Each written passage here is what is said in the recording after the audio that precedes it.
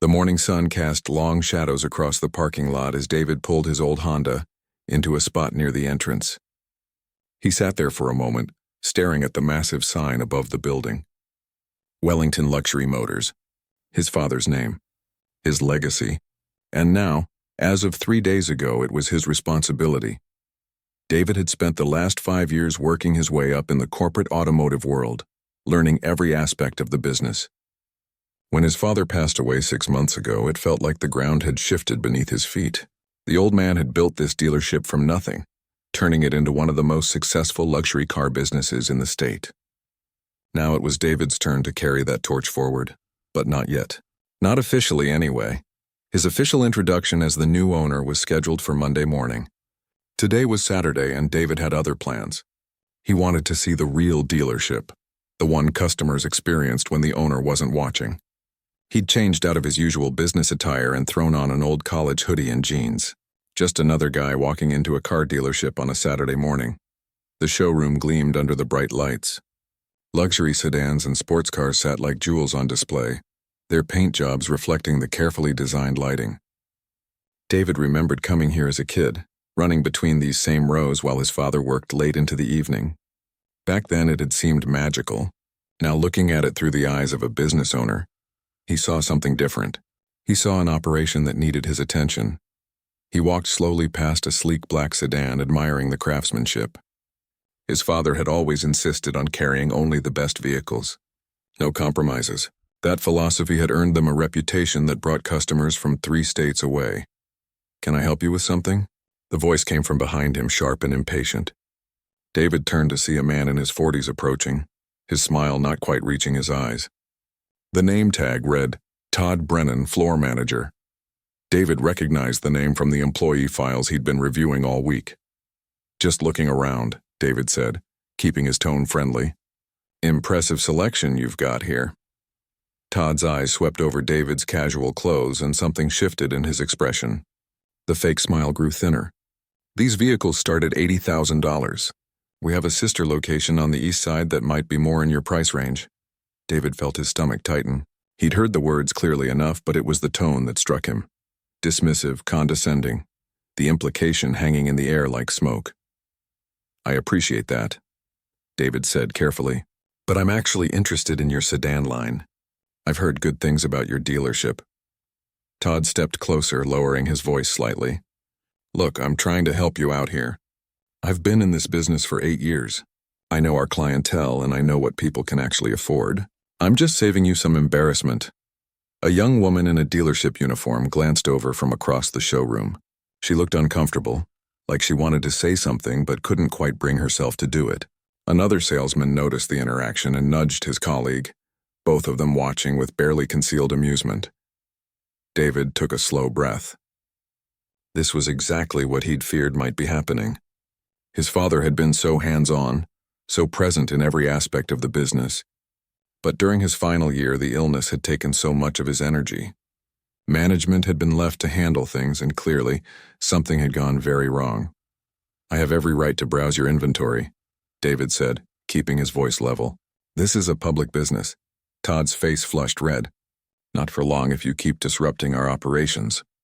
He raised his voice, projecting across the showroom. "Security.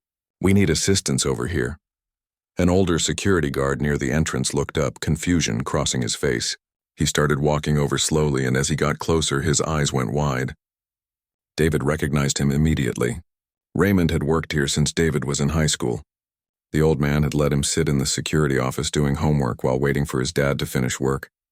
Raymond's face showed pure shock as he approached. "Mr. Brennan, I think there might be—" "I don't pay you to think, Raymond."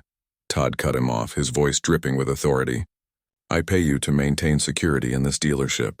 We have someone here who's making our legitimate customers uncomfortable. Please escort him out."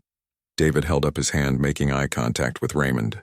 The old guard looked torn, clearly recognizing who David was but unsure how to handle the situation without undermining Todd's authority in front of everyone. "It's all right, Raymond," David said quietly.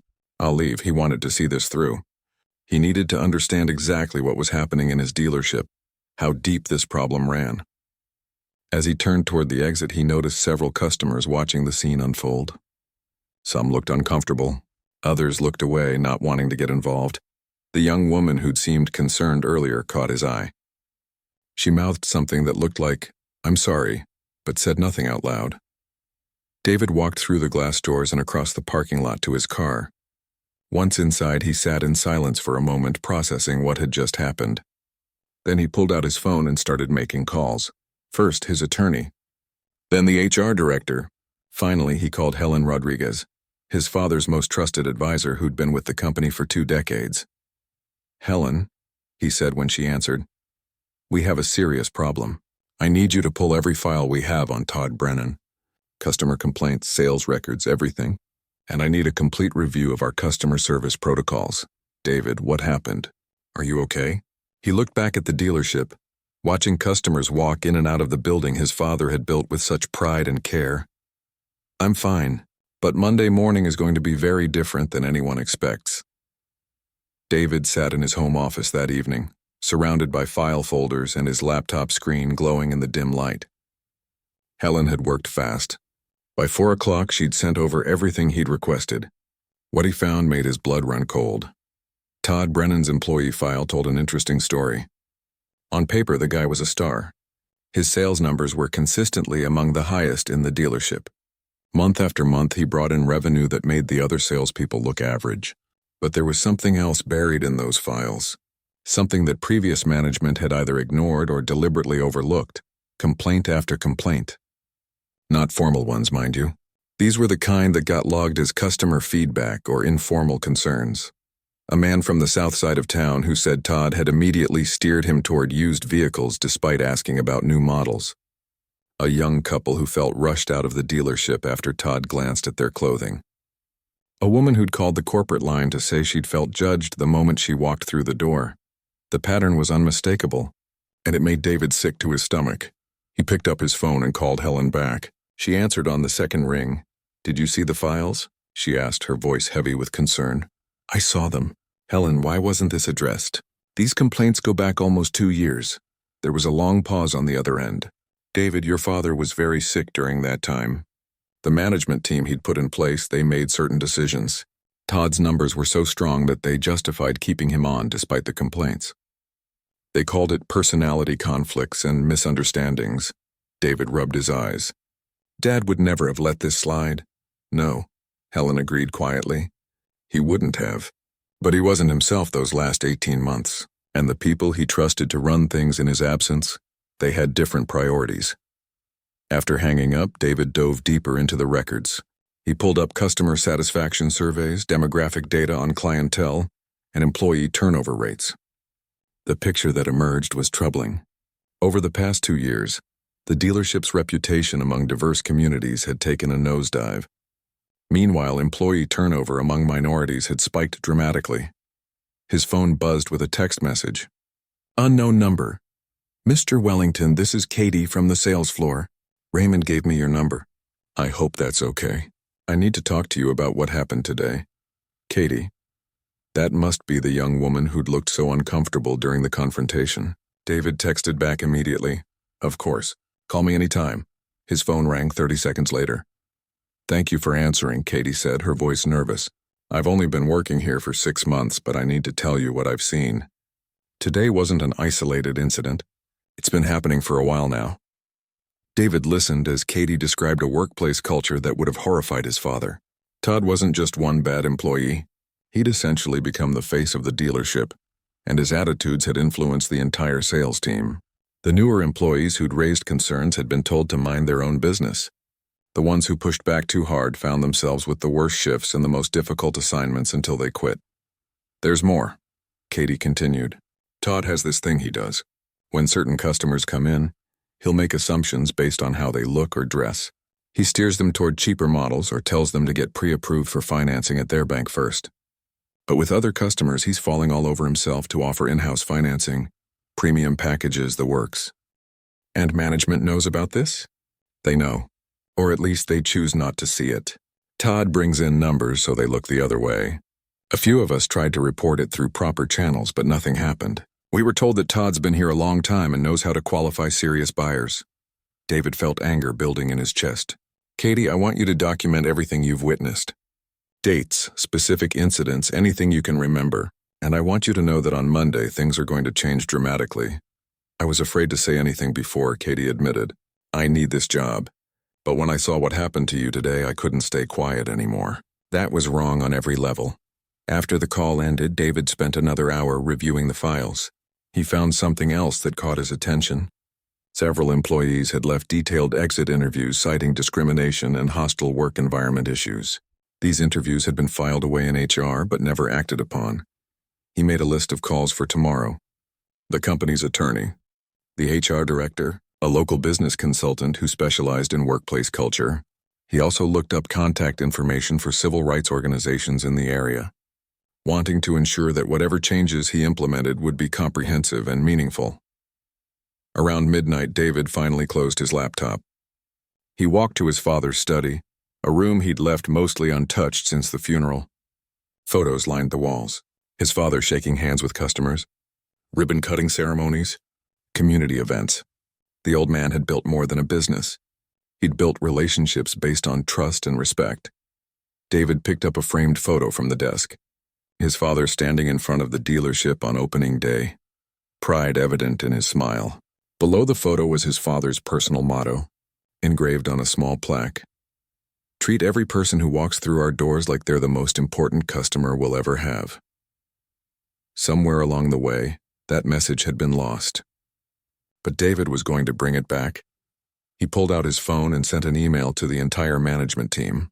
Subject line, mandatory meeting Monday 9 a.m., no exceptions.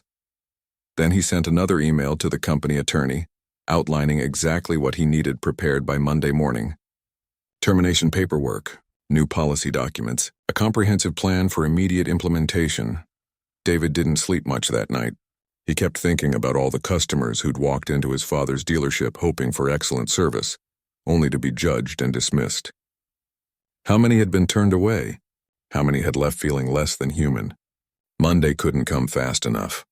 It was time to remind everyone what Wellington Luxury Motors really stood for. Sunday morning arrived with gray clouds hanging low over the city. David was already at his kitchen table by 6, laptop open, coffee growing cold beside him. He'd barely slept, his mind racing through everything that needed to happen in the next 24 hours. His phone rang.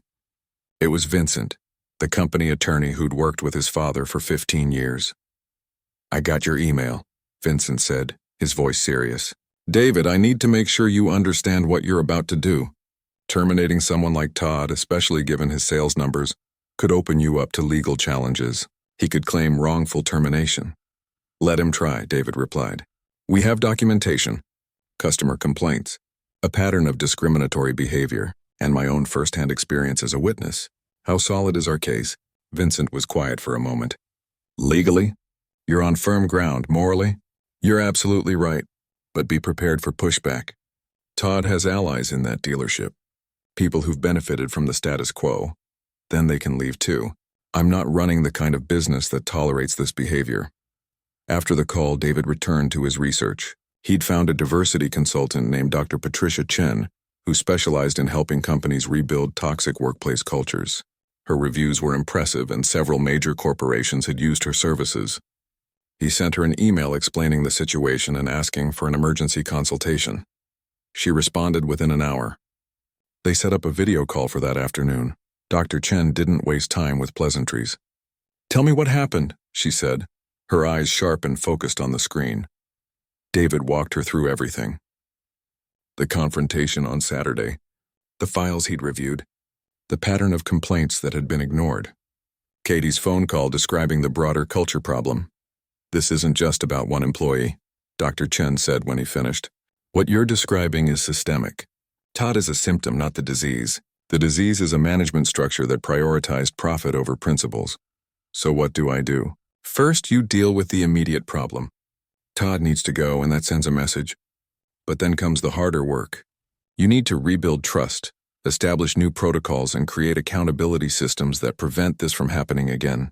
That takes time and commitment. They talked for over an hour.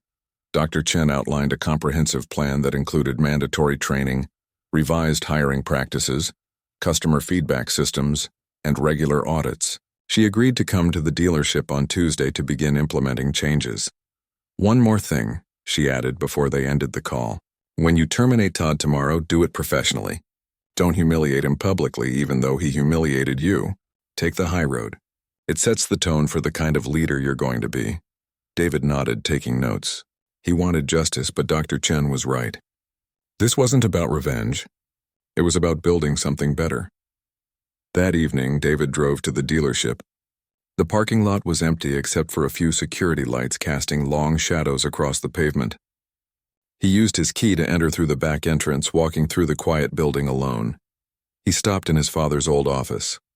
Everything was still exactly as the old man had left it.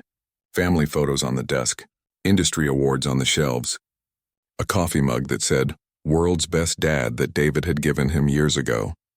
David sat in his father's chair and looked around the room. He could almost hear the old man's voice. The lessons he'd taught about business and integrity. His father had always said that success meant nothing if it came at the cost of your values. "I'm going to fix this, Dad," David said quietly to the empty room. "I promise." His phone buzzed. A text from Katie. "Mr. Wellington, I compiled a list of incidents like you asked. It's longer than I thought. Sending it now." The email came through a minute later. David opened the attachment and started reading. Katie had documented 23 separate incidents over the past 6 months alone. Different customers, different circumstances, but the same pattern every time. There was one entry that particularly stood out. A veteran in his military uniform had come in looking at premium SUVs. Todd had questioned whether he could afford them and suggested he look at something more practical.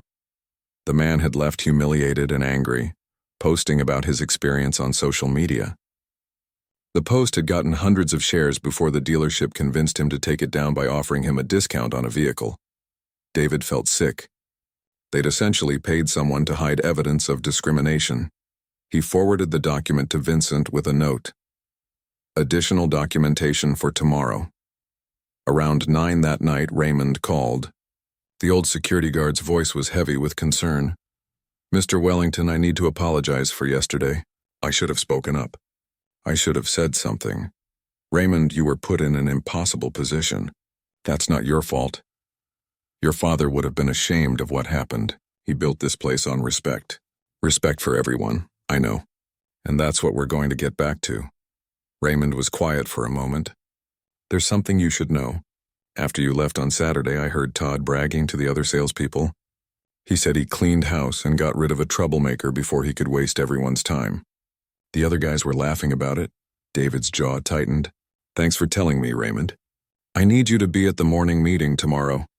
9 sharp. I'll be there, sir." David spent the rest of the evening preparing. He wrote out exactly what he was going to say. He reviewed the termination documents Vincent had prepared. He made a list of immediate policy changes that would be announced. But more than anything, he thought about his father. About the man who'd built a business on handshake deals and genuine relationships. About the values that had somehow gotten lost in spreadsheets and sales quotas. Tomorrow, those values were coming back. David set his alarm for 5:30 and finally tried to get some sleep. His mind was already racing ahead to Monday morning, to the moment when he would walk into that conference room and change everything. The old David might have been nervous. But tonight he felt something different. He felt ready. Ready to honor his father's legacy the right way. Ready to face whatever pushback came his way. Ready to prove that doing the right thing and running a successful business weren't mutually exclusive. Monday morning was going to be unforgettable. Monday morning came with bright sunshine that seemed almost ironic given what was about to unfold. David stood in front of his mirror, adjusting his tie for the 3rd time. He'd chosen one of his father's favorites, a dark blue silk tie that the old man had worn to every major business meeting. He arrived at the dealership at 8:15, pulling into the owner's parking spot for the first time. Helen was already waiting by the back entrance, along with Vincent the attorney and a woman from HR named Patricia, who'd driven in from the corporate office. "Are you ready for this?" Helen asked, searching his face. "I've been ready since Saturday," David replied. They walked through the building together, their footsteps echoing in the quiet hallways. The morning sales meeting didn't start until 9, but David could already hear voices coming from the conference room. He paused outside the door, taking a deep breath. Through the small window, he could see Todd standing at the front of the room, gesturing animatedly as he talked. The other salespeople sat around the table, some laughing at whatever story he was telling. Todd looked completely at ease, confident and in control of his domain. That was about to change. At exactly 9 o'clock, David opened the door and walked in. Helen and Vincent followed close behind. The room fell silent instantly. Every head turned toward the door. Todd's face went through a remarkable transformation. First confusion, then recognition, then something close to panic as the blood drained from his cheeks. He opened his mouth, but no words came out. David walked to the front of the room with measured steps, his eyes never leaving Todd's face. The silence was so complete you could hear the air conditioning humming overhead. "Good morning, everyone," David said, his voice calm but carrying weight. "For those who don't know me, my name is David Wellington. As of last Monday, I am the owner of Wellington Luxury Motors." The room erupted in shocked whispers. Several people glanced at Todd, whose mouth was still hanging open like a fish gasping for air. David let the moment settle before continuing. "This weekend I had an interesting experience. I came to this dealership as a customer. I was dressed casually because I'd been out for a morning run, and I was treated in a way that would have broken my father's heart. He could see some people shifting uncomfortably in their seats. Katie, the young saleswoman who'd called him, had tears in her eyes. I was profiled. I was judged. I was told this dealership wasn't for people like me. And then I was forcibly removed by security because one person decided, based on nothing but my appearance, that I didn't belong here." Todd finally found his voice. "Mr. Wellington, I can explain. I was just doing my job. We have protocols for dealing with suspicious individuals who—" "Suspicious?" David's voice rose slightly. "I was looking at cars. In a car dealership. That's literally what customers are supposed to do." "I didn't know who you were," Todd stammered. "Exactly," David said, his voice dropping back to that calm, measured tone. "You didn't know who I was. And that's the whole problem. You made an assumption based on how I looked. Tell me, Todd, if I had walked in wearing an expensive suit, would you have treated me the same way?" The silence that followed was answer enough.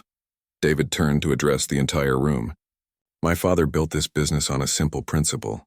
Every person who walks through our doors deserves respect, not because of what they're wearing or what kind of car they drove here in, but because they're human beings who took the time to visit our dealership." He pulled out a folder and opened it. "I've spent the last 2 days reviewing files, customer complaints, employee concerns, exit interviews, and what I found disgusted me. This dealership has developed a culture that my father would never have tolerated." David looked directly at Todd. "You've been with this company for 8 years. Your sales numbers are impressive, but numbers don't tell the whole story, do they? They don't show the customers who left feeling humiliated. They don't show the employees who quit because they couldn't stomach the environment. They don't show the reputation we've been building in communities that should have been our strongest customer base." Todd's face had gone from pale to red. "This is unfair. I've made this dealership millions of dollars. I've been Employee of the Month 17 times. You can't just—" "I can," David interrupted. "And I am. Todd Brennan, your employment with Wellington Luxury Motors is terminated effective immediately. The reasons are gross misconduct, violation of company values, and documented patterns of discriminatory behavior toward customers and fellow employees." Vincent stepped forward and handed Todd a folder. "Your severance package is outlined here, along with documentation of the complaints against you. Security will escort you to collect your personal belongings." Todd's hand shook as he took the folder. "You'll regret this. My lawyer will have a field day with this wrongful termination. I'll own this dealership when I'm done with you." "You're welcome to try," David said calmly.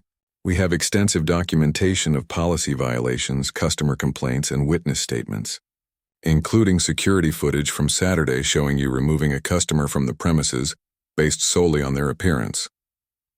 Raymond appeared at the door, looking apologetic but determined. "Mr. Brennan, please come with me." As Todd was led from the room muttering threats and protests, the remaining employees sat in stunned silence. Some looked relieved. Others looked worried, probably wondering if they were next. David waited until the door closed before speaking again. "I'm not here to conduct a witch hunt. I'm not looking to fire everyone who ever worked with Todd. But I am here to make one thing absolutely clear. This dealership is going to operate according to the principles my father established. He began pacing slowly in front of the room. Starting today, we're implementing mandatory training on customer service and workplace respect. We're establishing an anonymous reporting system, so anyone who witnesses discrimination can speak up without fear. And we're making it clear that sales numbers will never ever be used as an excuse for treating people poorly. Katie raised her hand tentatively. Mr. Wellington, some of us wanted to say something before, but we didn't know how. We were afraid. David nodded. That ends today. My door is open. Helen's door is open. If you see something wrong, you speak up. And you'll be protected and rewarded for doing so, not punished. He looked around the room, making eye contact with each person. I know some of you are worried about your jobs right now. Let me be clear. If you're committed to treating every customer with dignity and respect, regardless of who they are or what they look like, then you have a bright future here. But if you can't do that, then this isn't the right place for you. The meeting lasted another 30 minutes as David outlined the changes coming to the dealership. New policies, new training, new accountability measures. By the time he finished, some people looked energized. Others looked uncertain, but everyone understood that Wellington Luxury Motors was entering a new era. As people filed out, several employees stopped to shake David's hand and thank him. Katie was one of the last to leave. Thank you, she said quietly, for listening, for caring, for doing something. David smiled. Thank you for having the courage to speak up. That took guts. When the room finally emptied, only Helen remained. She looked at David with something close to pride. Your father would be proud of you today. David felt a lump form in his throat. I hope so. This is just the beginning, though. The real work starts now. 3 months later, David sat in his office reviewing the quarterly reports. The numbers told a story that even he hadn't fully expected. The first few weeks after Todd's termination had been rough. Sales had dropped almost immediately. 2 other salespeople had quit, claiming they couldn't work under the new policies. There had been angry calls from customers who'd worked with Todd for years and felt loyal to him. One local business blogger had even written a piece questioning whether the new owner knew what he was doing. David had weathered it all, staying focused on the long-term vision rather than the short-term pain. Now, looking at the numbers in front of him, he allowed himself a small smile. Sales hadn't just recovered. They'd grown by 18% compared to the same quarter last year. But more importantly, the quality of those sales had changed dramatically. Helen knocked on his door and walked in carrying 2 cups of coffee.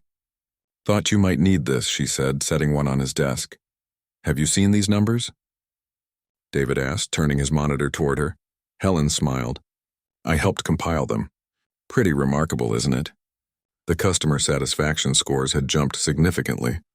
The dealership's online reviews had improved from 3.5 stars to 4.5. And perhaps most tellingly, they were seeing customers from neighborhoods and communities that hadn't visited the dealership in years. There's something else you should see, Helen said, pulling up a folder on her tablet. Remember that veteran who Todd turned away? The one Katie mentioned in her report? David nodded. He remembered that story well. It had been one of the incidents that had kept him up at night. He came back last week, bought a premium SUV, paid in full, and he brought 3 of his friends from the Veterans Association with him. They all bought vehicles too. David felt warmth spread through his chest. Did he say why he came back?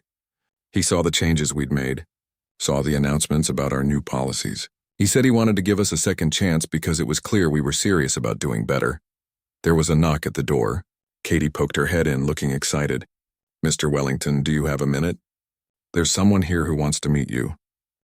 David followed her to the showroom floor. A well-dressed couple in their 60s stood near a luxury sedan, talking with Raymond, who'd been promoted to customer service manager after his years of loyal service. Mr. Wellington, the woman said, extending her hand. My name is Gloria Martinez. My husband and I came here 3 years ago looking to buy a car for our daughter's graduation. We had a terrible experience and swore we'd never come back. David's heart sank a little. I'm sorry to hear that. What happened? We were treated like we couldn't possibly afford anything here. The salesperson at the time barely gave us the time of day. We ended up buying from a dealership across town. I understand, and I apologize for that experience. We've made significant changes to ensure that never happens again. Gloria smiled. That's why we're here. We've been hearing good things. Our daughter saw your new community outreach program on social media. She's a teacher now, and she told us we should give you another chance. Her husband nodded. We just bought a sedan. But more than that, we wanted to thank you. It takes courage to admit when something's wrong and actually fix it. Most businesses just put out a statement and move on. You did the work. After they left, David stood in the showroom for a moment watching customers browse the vehicles. The atmosphere felt different now, lighter somehow. The sales team moved among the customers with genuine warmth, and he could hear laughter and easy conversation throughout the space. Katie approached him with a clipboard. Boss, we have 5 appointments tomorrow with people who found us through the Community Partnership Program. That program had been one of David's first initiatives. They'd partnered with local community centers, offering free financial literacy workshops about car buying. No sales pitches, just honest education about financing, maintenance costs, and how to make smart vehicle decisions. It had been Helen's idea, actually, based on something his father had done decades ago. How's that program going overall? David asked. Beyond our expectations. We've done 12 workshops so far, and the feedback has been incredible. People appreciate that we're not trying to sell them anything. We're just helping them make informed decisions. Dr. Chen, the diversity consultant, had told him this would happen. She'd said that when businesses genuinely committed to change, customers noticed. They responded. They told their friends and family. Authentic change created authentic growth. That evening, David was the last one in the building as usual. He walked through the showroom, straightening brochures and checking that everything was in order for the next day. He stopped at the memorial photo they'd hung near the entrance. His father's picture, along with a plaque that read, "Founded on principles of excellence, integrity, and respect for every person." His phone buzzed. A text from Vincent, the attorney. Thought you should know. Todd's lawsuit was dismissed today. Judge ruled in our favor on all counts. It's over. David texted back a simple thank you and pocketed his phone. The lawsuit had been hanging over everything for months, but he'd never doubted they'd done the right thing. The documentation had been solid. The cause had been just. But more than the legal victory, what mattered was what they'd built in these past 3 months. A workplace where Katie and others like her felt safe speaking up.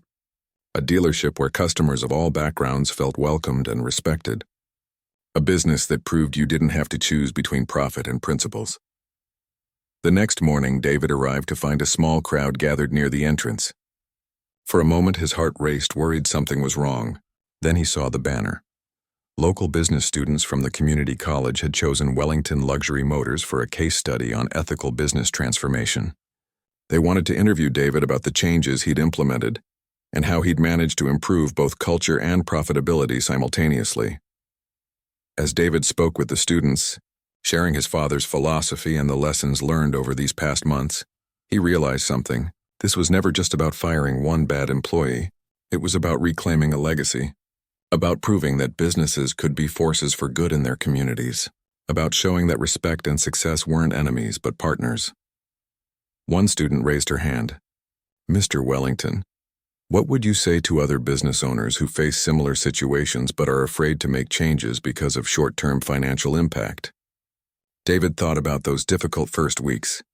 The dropped sales numbers, the criticism, the uncertainty. Then he thought about where they were now. Growing, thriving, making a real difference. I'd tell them that doing the right thing isn't always easy, but it's always worth it. My father built this business on the belief that every person deserves respect. For a while, we lost sight of that. But the moment we remembered it, the moment we truly committed to treating people with dignity, everything else fell into place.